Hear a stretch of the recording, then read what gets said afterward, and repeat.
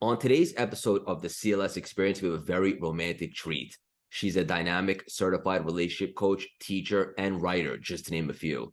She teaches people how to revolutionize their relationship to themselves and transform their love lives. No big deal.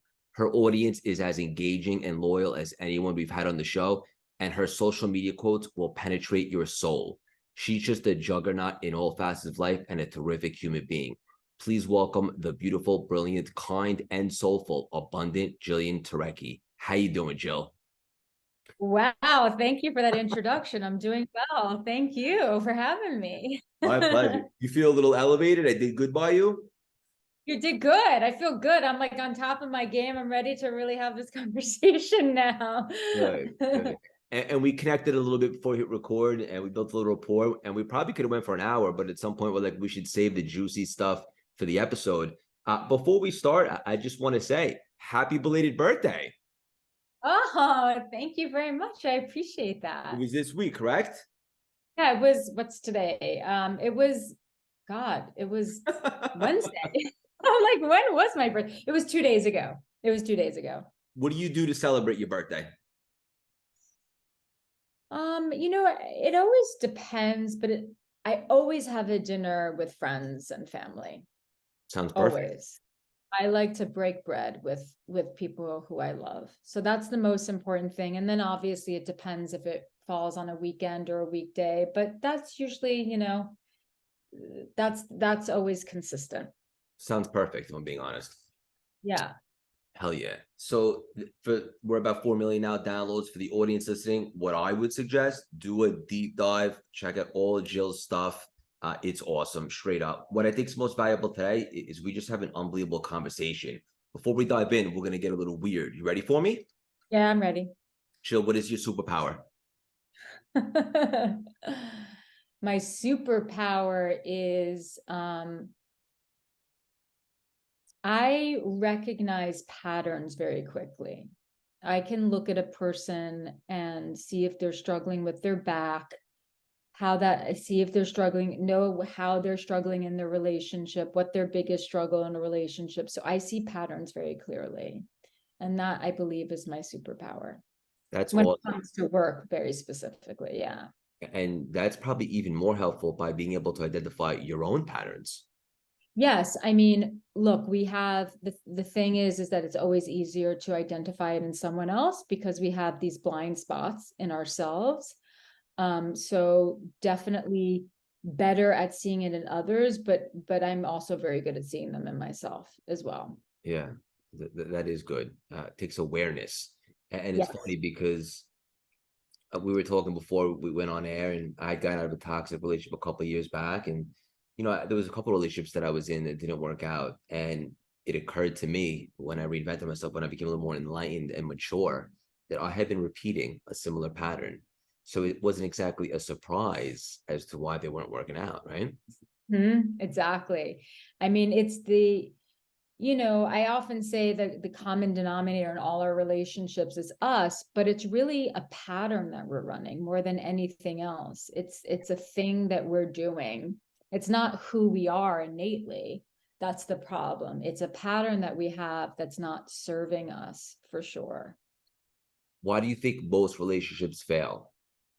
Because of a lack of connection. Most relationships don't fail because of a lack of love. In fact, a lot of people, when they break up, will say, I still love the person, and they will still love the person, but they don't feel as connected to them. And in the absence of connection, their motivation to meet each other's needs and to really show up in the relationship fades.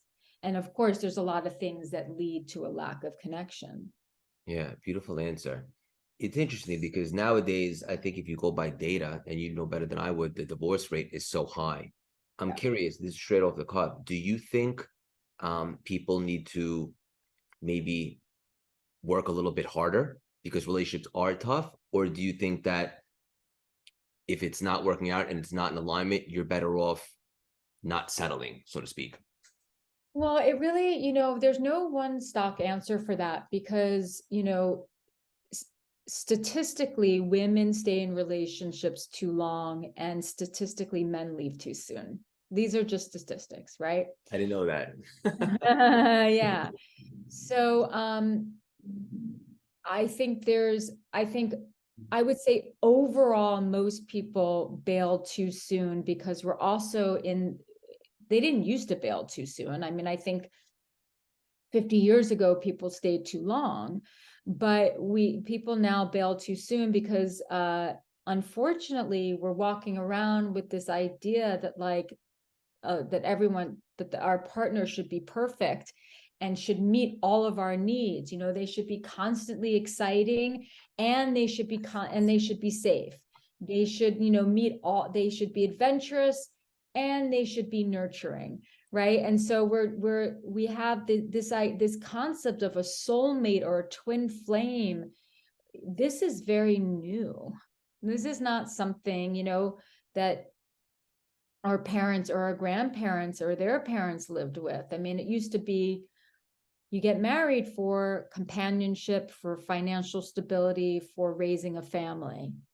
And now it's like you partner or get married or something similar to that because you want your partner in crime, someone who understands you 100%, someone who's going to always have your back, someone who you're going to have deep conversations with, someone who you're going to have mind-blowing sex with. And so we have this idea of perfection, and it's really screwing us over, actually, because what we're not told is actually, we're all flawed. We all come with baggage. And what you have to do is try to work it out. You want to try to mature when you're in the relationship and not just bail every time things get tough. But that doesn't mean that there aren't people out there who are trying to make things work. And it's just, it's like with anything else, a relationship, a job, a business.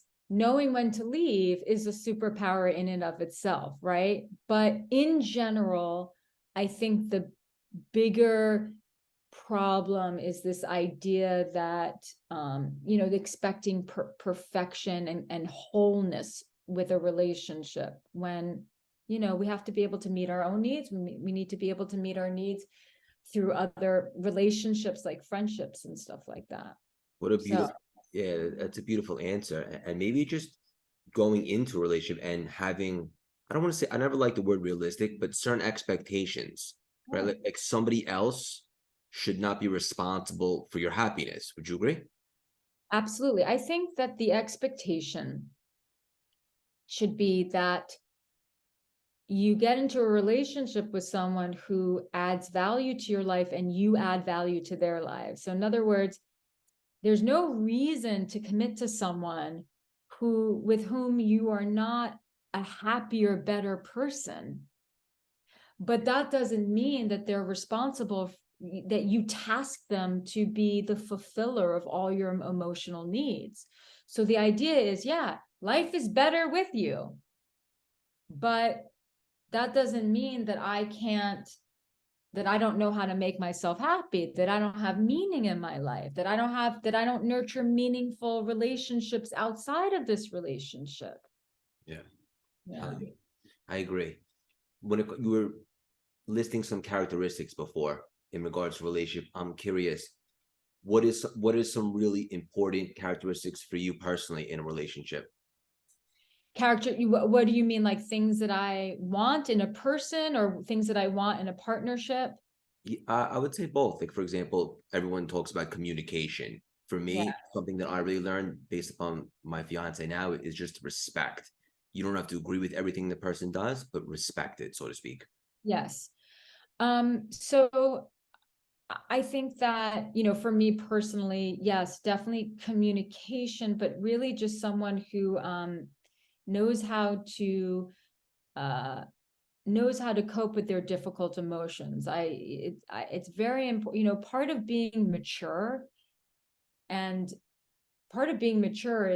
being able to. It doesn't mean that you don't feel difficult emotions. I mean, that's part of life. It means that you can meet the demands of your life, and you're not allowing yourself to get rattled by anything that doesn't go well in your day, you know? So I think that being able to manage your psychology is extremely important.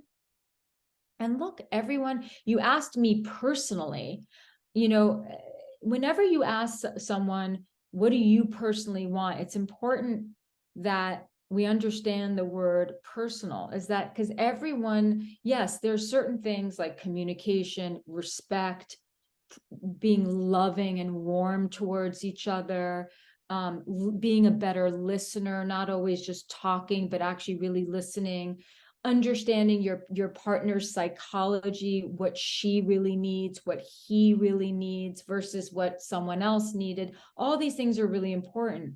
But when you're asking someone personally, what you're also taking into consideration is, I'm going to answer that question based on the stage of life that I'm in. So like what I needed personally in my 20s is not what I need personally in my 40s, right?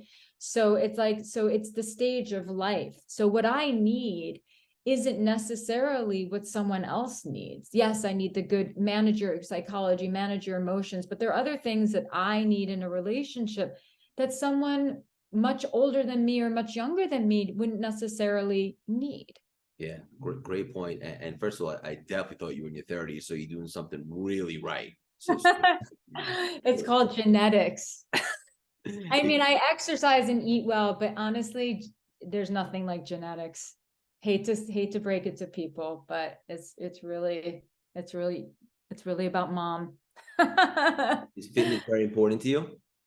Is what very important to me? Fitness. Oh, extremely. Well, I was a yoga teacher for almost 20 years. So I had been practicing yoga for almost 25 years. So I'm very, very dedicated to my yoga practice and working with my body. So yes, it's highly important to me, which is why it would be very important for me to be in a relationship with someone who takes care of their bodies, for example.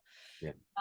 But yeah, fitness is very important to me. It's so funny. My fiance and I, we tried our first yoga class last weekend. Oh, She just signed up for a new gym and they do classes, and I yeah. love to be a beginner, Yeah. it was humbling, but also I forgot how much I love to be a beginner in things because I'm competitive and it's challenging, but I personally love the experience. Oh, it's great being a beginner. It's the Yeah, best. yes, yeah. So what advice So would you have for something like that? Find a good a good instructor and stick with them. yeah, always you find the good instructor that you really resonate with and you stick with them. It's like any other teacher or mentor. You find the good one and you stick to them. And then, eventually maybe you'll move on to another one. But that's always, I really believe in teaching and mentorship and having good teachers. So I think that's very important in life. Yeah, hell yeah. Jill, what do you think about the concept of monogamy? I mean, what do I think about the concept of monogamy? I think that it's a choice. I think that it's you decide you want to do it because that's what feels right for you. That aligns with your value system, that aligns with what it is that you want, that aligns with the kind of relationship you want. Look, as long as it's consensual, people can do whatever the hell they want in their relationships. As long as it's consensual, it's not hurting anyone. So I believe in monogamy. Yeah, I agree. It's for me. I know that. Yeah.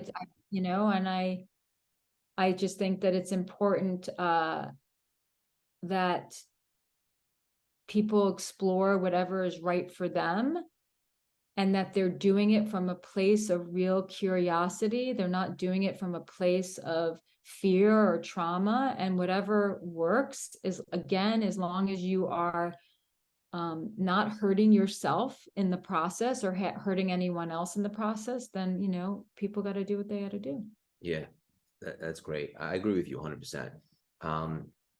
Look, it's a commitment, right? Being in a relationship and choosing monogamy, like you're committing to each other. But I like what you said there. Like, if it's out of curiosity, if you're doing something, if you're going to try something, do it with the right intentions. Always do it with the right intentions, for sure. Yeah. I wanted to ask you this because I see this often, especially like with a lot of my clients and so forth. People maybe get into personal development, or they're exposed to it for the first time, and they begin to evolve, right? And maybe they're growing in a little bit of a different direction than their partner from when they first met. How do you sustain that type of relationship when people are growing potentially in different directions? Or if when that happens, you're out of alignment and there's no going back. Hmm. Well, look, I think that one of the realities of life is that sometimes we get into a relationship and we're very aligned with someone, and one person throughout the years will evolve and mature, and the other person won't. And sometimes we evolve past the other person. I mean, this is a very real thing, or we grow apart, or we realize we're very different than who we were. Um, but you can't, but it's important that people don't mistake that with a midlife crisis, because a midlife crisis, which can happen to both women and men, we hear it more about with men, but it happens to everyone. A midlife crisis is when you start to question your life. You don't really have a lot of meaning in your life. It's you're basically looking at your life and you're like, something has to change. And what a lot of people do is they get very destructive in those times. And and through that destruction, they destroy very important relationships in their lives, because they think, I've changed, I've grown, I've done this. But no, actually, really what you're having is a midlife crisis. So the idea is to help that person make the necessary changes in their life while maintaining the key relationships. So I just want to say that, because sometimes that does happen. Yeah. The thing about growth is,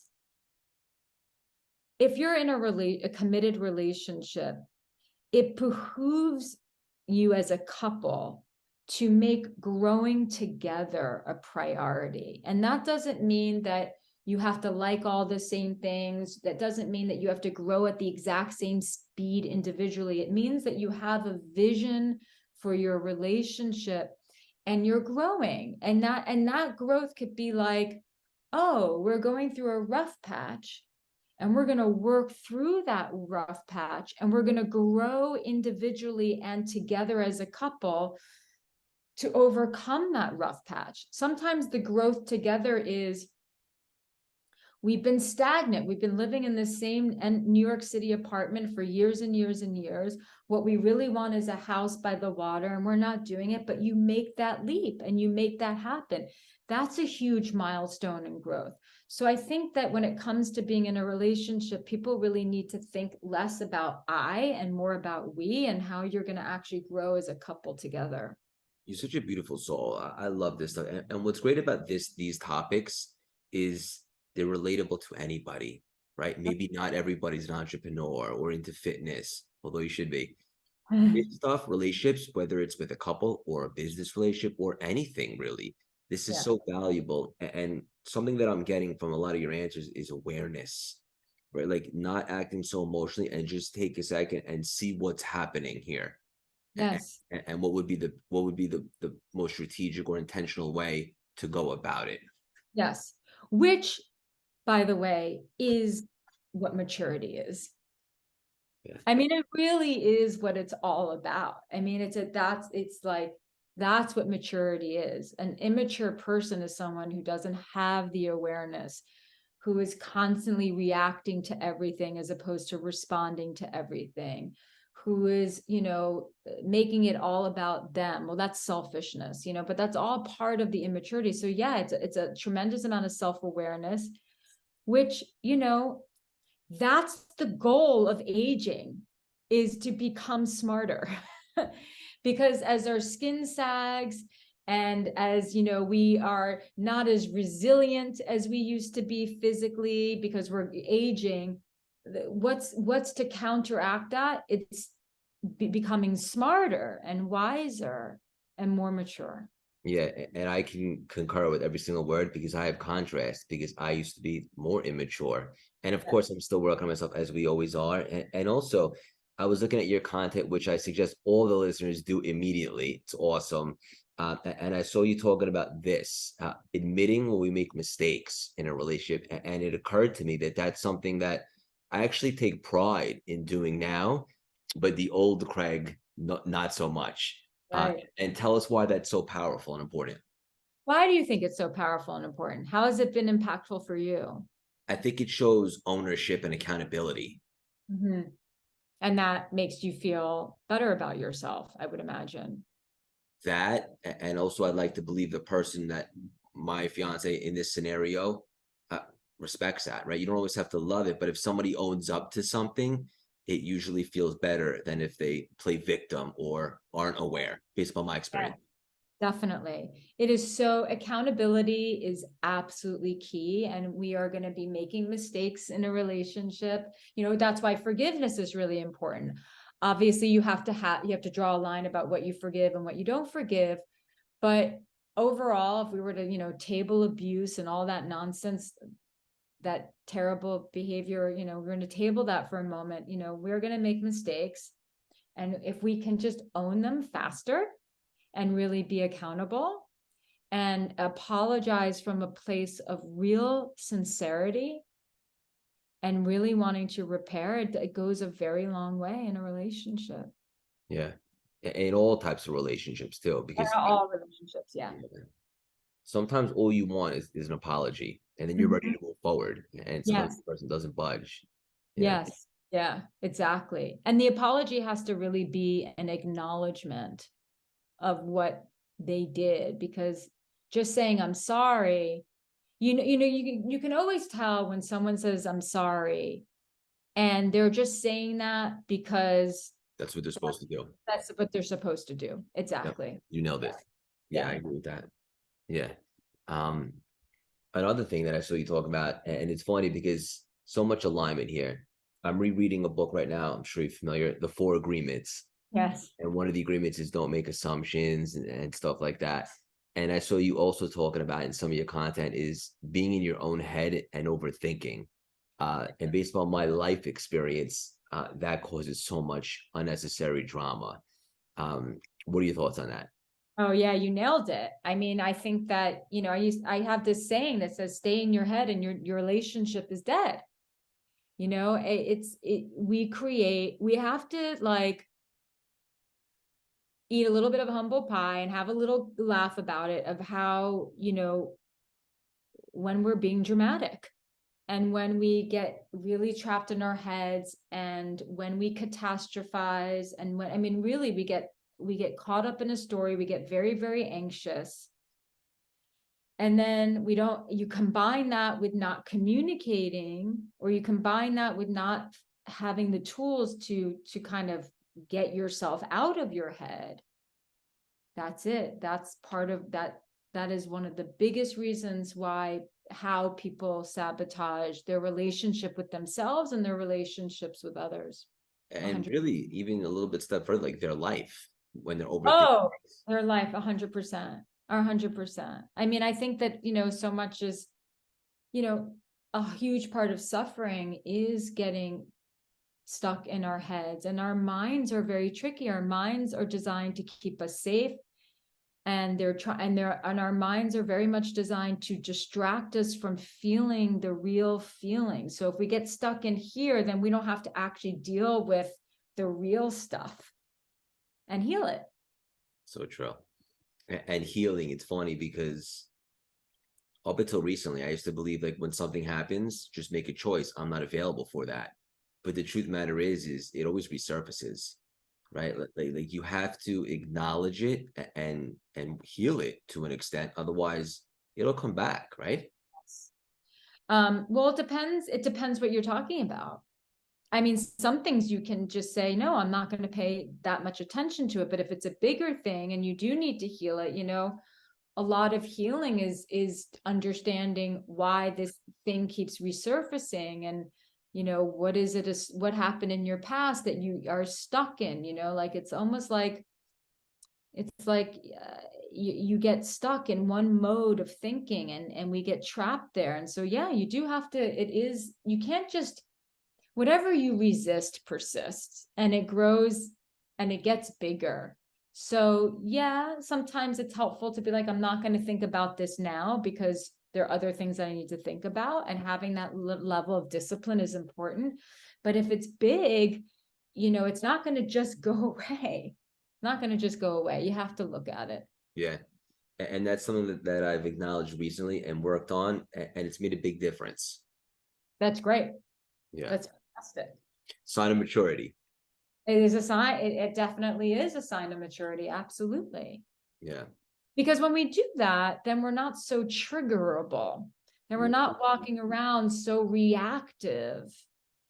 So we have to look at it because, well, part of what motivates us to look deeper into the things that are haunting us and hurting us is we're noticing that it's really screwing us up. We're getting into fights with people, our relationships aren't lasting, we're having unhealthy relationships.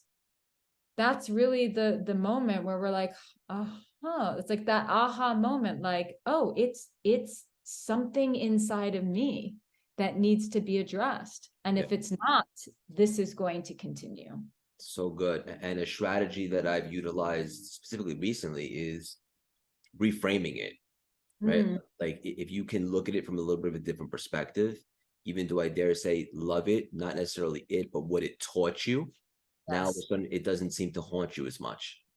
Yeah, absolutely. I just had a conversation with my mentor, who's probably one of the smartest people in the world. She's an 83-year-old woman, and she's been, doing psychotherapy and strategic family therapy for 50 years.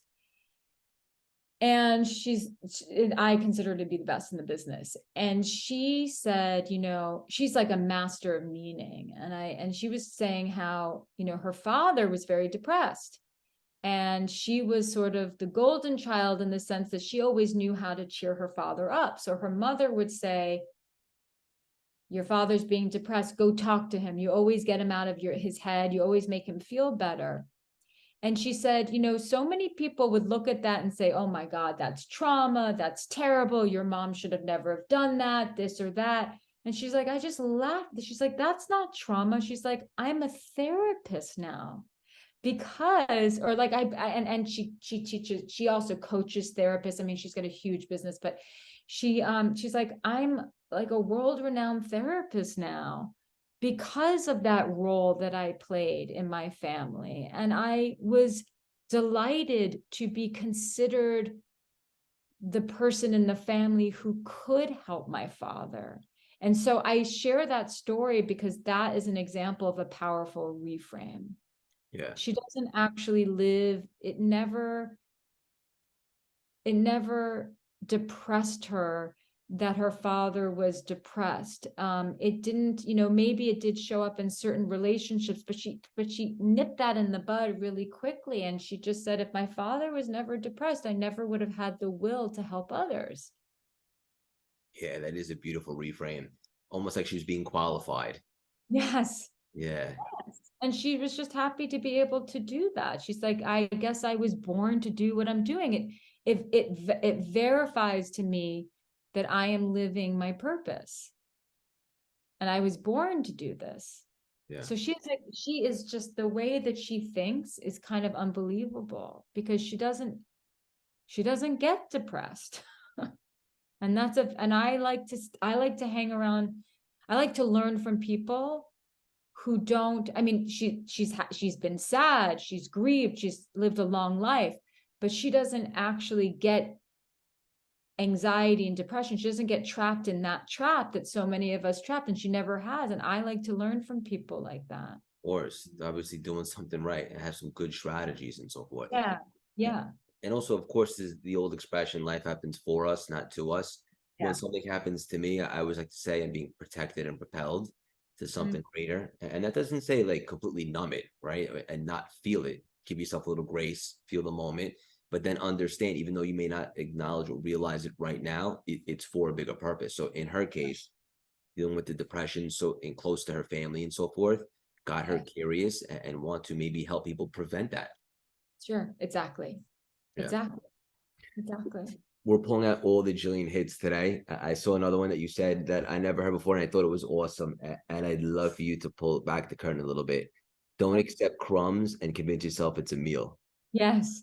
So I help people in all stages of their relationship journey, and I help people with all different relationship problems. And one of the things that I see a lot and that I help people with, and what that particular post was targeting, is to stop tolerating nonsense from people. Like, don't keep accepting less than what you deserve and then tell yourself, oh, it's enough.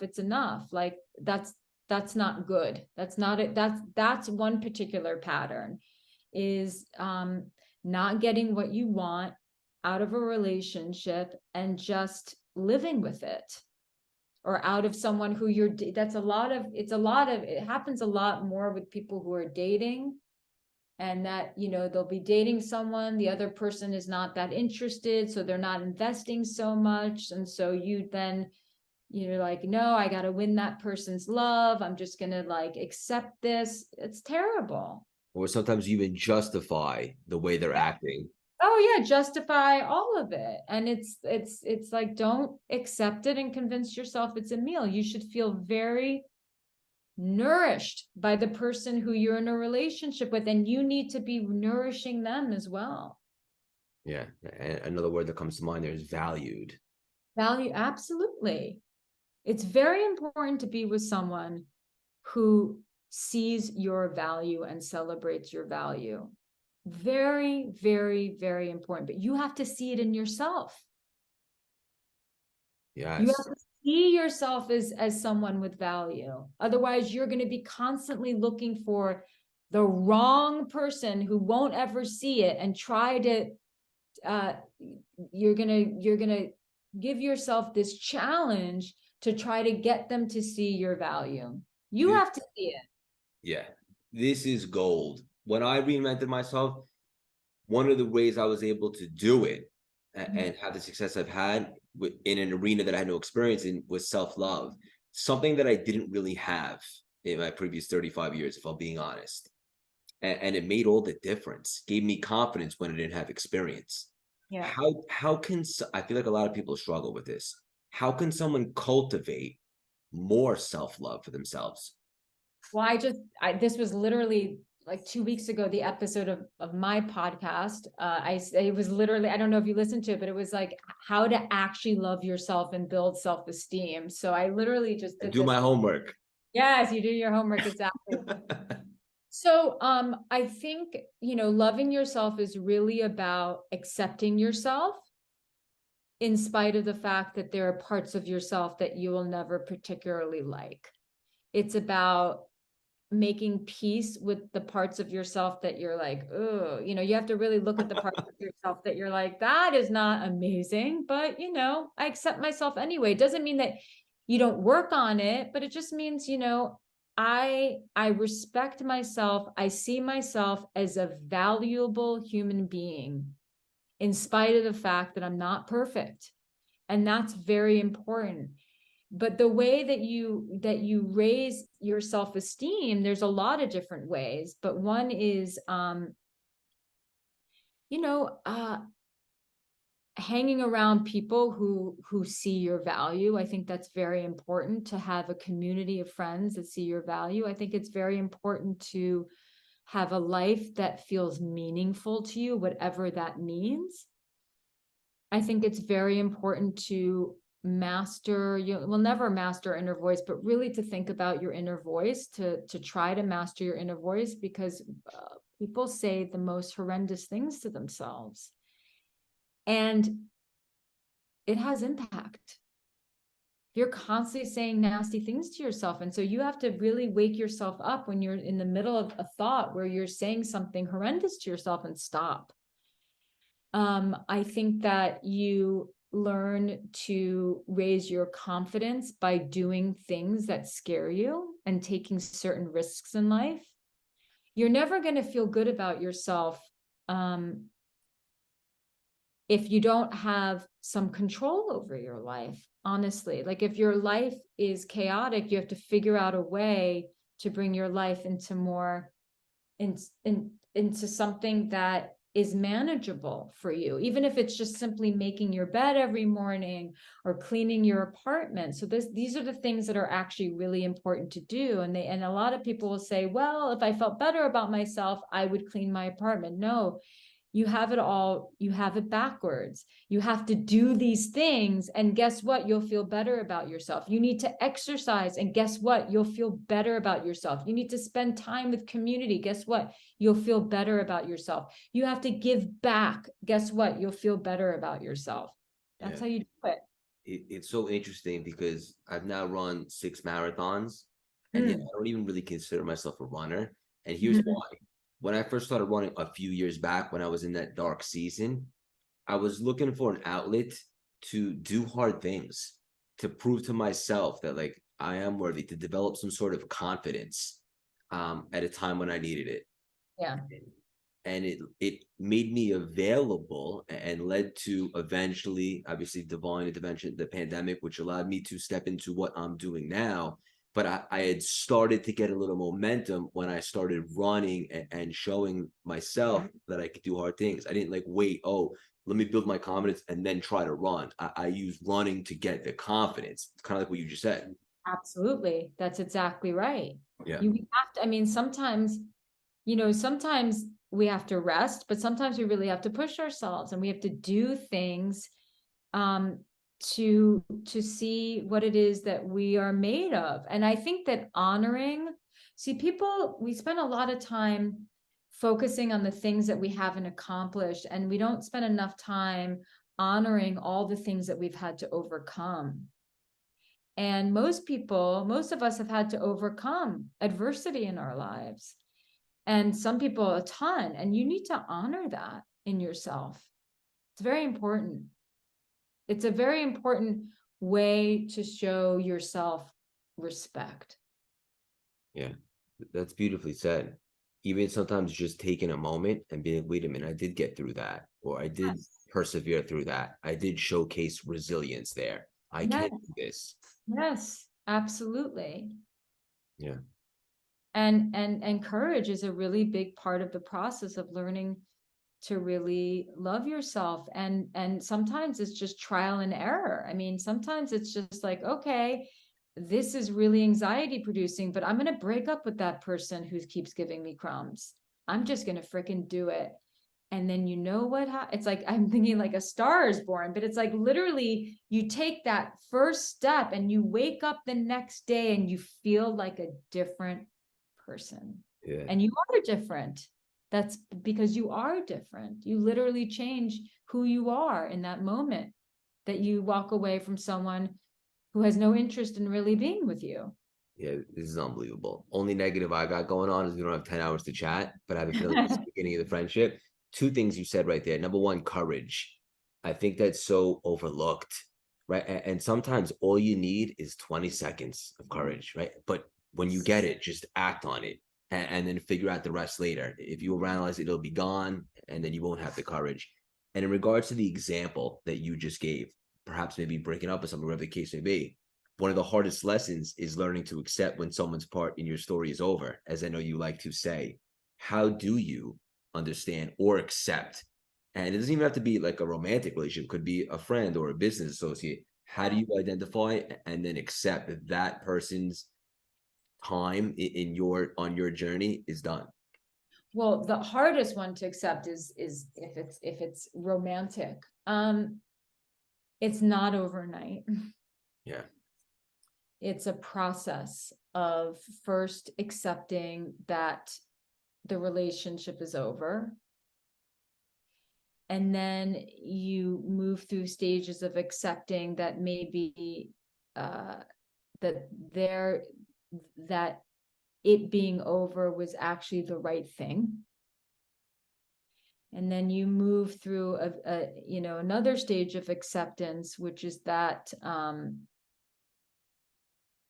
just because it didn't last, it doesn't mean it wasn't meant to be. It just was supposed to be a chapter, or was supposed to be 3 chapters. And so being able to say, you know, even though I didn't want this, I have to accept that that stage of my life and this person's role in my life is over or has changed, right? Because some people get divorced, but they co-parent.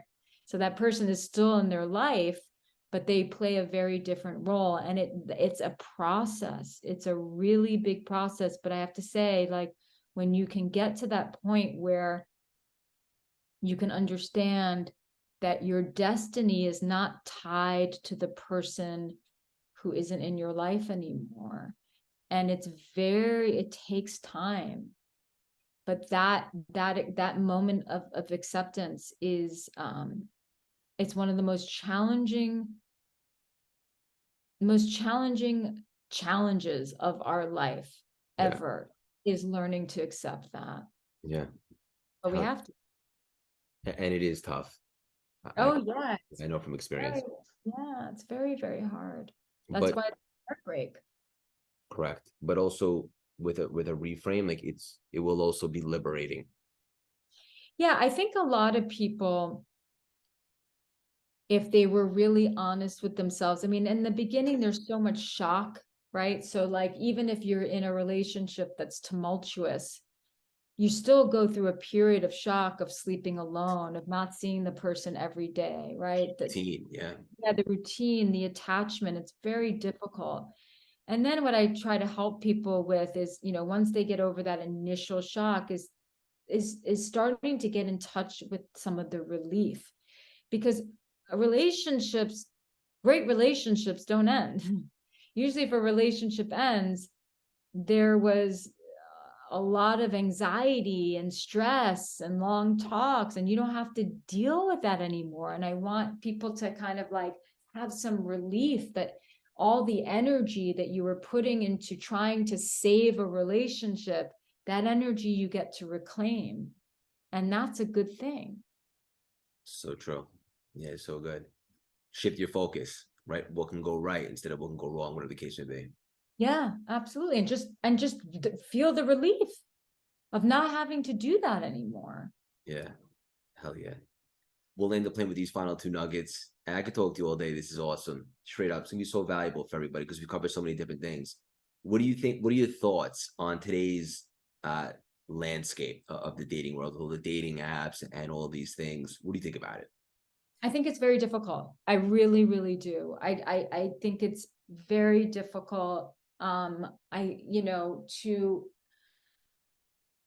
just, it's like our attention spans are so short, and then we just like, we're swiping through, and I think it can be very, very challenging.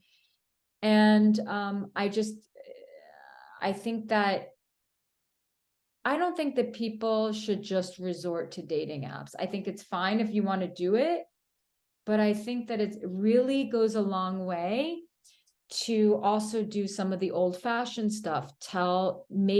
Make new connections with people, network, and tell people that you're single. Like, do you know anyone? Make new connections. There's a dozen different ways to make new connections. Go to different events, meet new people, make it known that you're single. Take yourself out for dinner and sit at the bar at your favorite restaurant with a book and be alone, so that someone can maybe hit on you, like, Oh yeah. good way, so Be available. Be available, be out there and available. And so I do think it's important to incorporate some of the old-fashioned way. And then if you are doing the dating apps, I think you have to keep your expectations pretty low. And I think that you just have to be also very open-minded. I'm going to give this person a chance. They seem nice. We've had a nice conversation. I'll go get a coffee with them. I'll go get a drink with them. And if there's a vibe, great. If there isn't, at least I practiced being open. I'm getting information about what it is that I don't want. I'm getting more information about what I do want. And you're collecting data. Yeah, that's valuable. Yeah. Yeah, hell yeah. Do you think or is it different for everybody? Like there's a specific tendencies that guys look for in a girl and that girls look for in a guy, or is it a case by case? I think it depends on what age group True. you're really looking at, because stage of life really, really matters. I mean, if you want to get married and you're looking for a husband, you're looking for certain things. You're looking for a provider. Even if you can provide for yourself, you're looking for someone who is going to be a good father, who's going to be present, who has a good job. Those things are kind of important.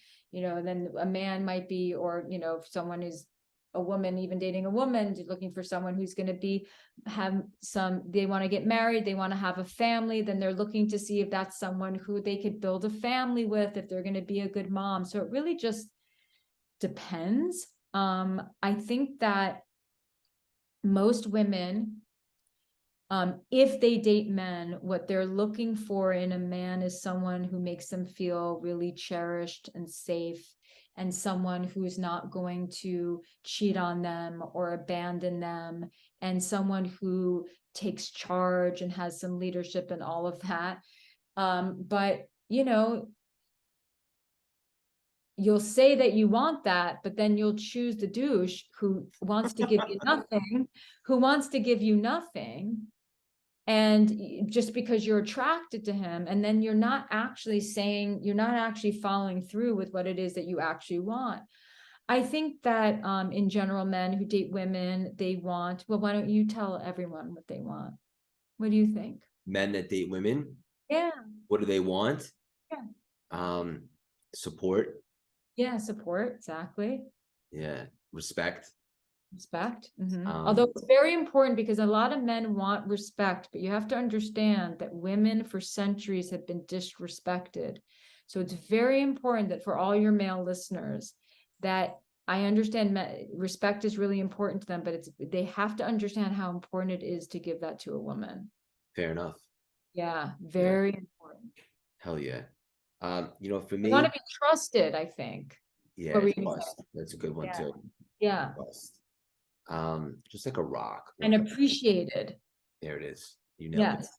Yeah. Because a lot of men will come to me and say, and feel like they can never be good enough for their woman, because they're never appreciated for what the woman's always pointing out what he's doing wrong instead of what he's doing right. Yeah. Yeah. Hell yeah. I love that. Final nugget. Yeah. I don't think it's a secret that the longer you're in a relationship, typically the sex, right, isn't as exciting as it once was in the beginning. How Correct. important, and also what strategies can you utilize to make sure that you keep that flame burning, to keep the intimacy going? Because I think that's very important. It is very important. So part of what makes sex so hot in the beginning is because you're with someone who you don't necessarily feel entirely safe with, and they're mysterious, and you feel like you could lose them at any moment. And so the desire for them is very strong.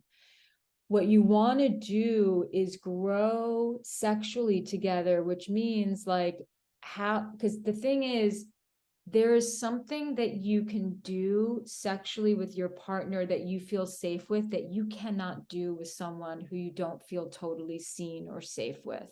Like, you can go to certain depths with someone who you have a lot of emotional intimacy with, that you can't necessarily do in the beginning, because a lot of times in the beginning, people are trying to show off for each other sexually. And so it feels really hot because there's so much attraction, and there's so much chemistry, and there's so much mystery, and there's so much uncertainty. But the actual act of sex can be not as great, especially for a lot of women, because they're just trying to perform. And even men, there's a lot of performing. And what you can do when you're actually feel safe and close with someone is all that performing can go out the window, and then you can get really, really deep, and you can explore each other erotically in ways that would be kind of awkward, to be honest, in the beginning. So I think keeping the conversation going with that, I think scheduling time to really have those moments together. It's not so sexy to have to schedule time, but you have to be practical.